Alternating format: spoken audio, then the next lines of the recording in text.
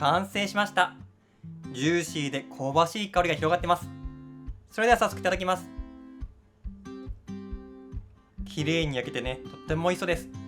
それではいただきます。チーズがすごい。豚バラ肉のジューシーさとタレの甘み、これがね、ご飯とめちゃくちゃマッチしてね、とっても美味しいです。そして何よりこの伸びるチーズ、これがね、また楽しくていいですね。